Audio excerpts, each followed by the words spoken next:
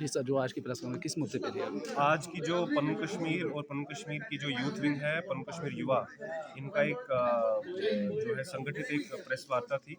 और इस प्रेस वार्ता का जो मुद्दा है वो हमारे कश्मीरी पंडित समाज जो कैंप्स में रह रहे हैं उनसे रिलेटेड था। और इसकी जो मेन जो एड्रेस किया है इस प्रेस कॉन्फ्रेंस को, प्रेस वार्ता को, ये जगती कैंप से ही जो रिप्रेजेंटेटिव्स हमारे साथ हैं उन्होंने इसको एड्रेस किया है।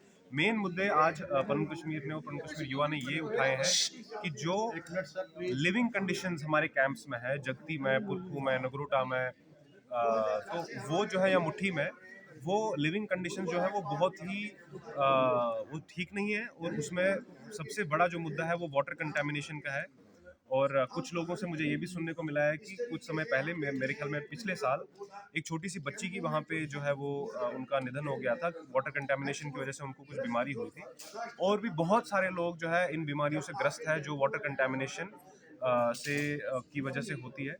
इसी तरीके से बहुत सारे अलग अलग और भी मुद्दे हमने आज उठाए हैं। जैसे प्रधानमंत्री जी ने हमसे वादा किया था कि वो जो एक्स ग्रेशिया रिलीफ दिया जाता है रिलीफ होल्डर्स को, और ये मैं आपको बता दूं वो हर किसी कश्मीरी पंडित को नहीं मिलता, वो कुछ गिने चुने कश्मीरी 15% कश्मीरी पंडित्स को दिया जाता है। उसमें पिछले 8 साल से मेरे ख्याल में कोई भी बढ़ोतरी नहीं हुई है।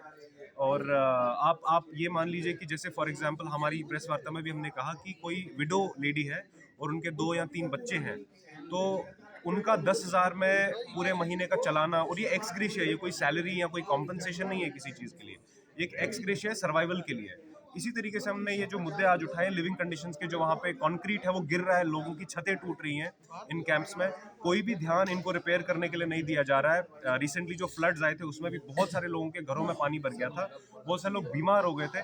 इसी तरह के बहुत सारे हेल्थ रिलेटेड इश्यूज है जिनकी तरफ सरकार का ध्यान नहीं जा रहा है, और हम उस ध्यान को आकर्षित करना चाहते हैं। साथ साथ में हमने ये भी कहा कि अल्टीमेटली जो पन्नू कश्मीर का कहना है कि आप पन्नू कश्मीर का जो प्रपोज ड्राफ्ट बिल है, Pannu Kashmir genocide and atrocities prevention bill 2020, उसको सरकार पार्लियामेंट में लेके आए, उसको पारित करें, उससे इंस्पिरेशन लेके अगर आप एक नेशनल पॉलिसी बनाना चाहते हैं उसे बनाएं।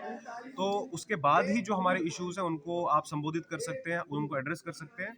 अभी जो हमको टैग दिया जाता है कश्मीरी माइग्रेंट का, उसमें सरकार सिर्फ उन पॉलिसीज को लेके आ सकती है जो माइग्रेशन को ठीक करने के लिए जाएंगे। हम इसे माइग्रेशन नहीं मानते, ये जेनोसाइड है। It is an establish genocide.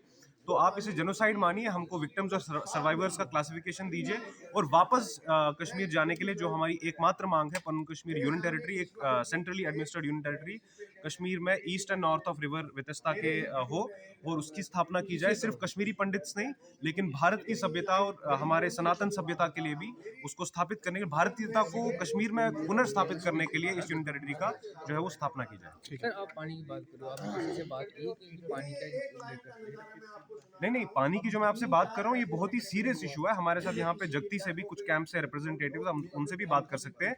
वहाँ पे बहुत बड़ा मुद्दा है वाटर कंटेमिनेशन का, पोल्यूटेड वाटर का। और इसके साथ साथ में जैसे मैंने आपको बताया कि कंक्रीट गिर रहा है, वहाँ पे बहुत पोल्यूशन और हेल्थ क्राइसिस है, और इनकी तरफ जो है सरकार बिल्कुल हमको नॉन सीरियस दिखाई देती है।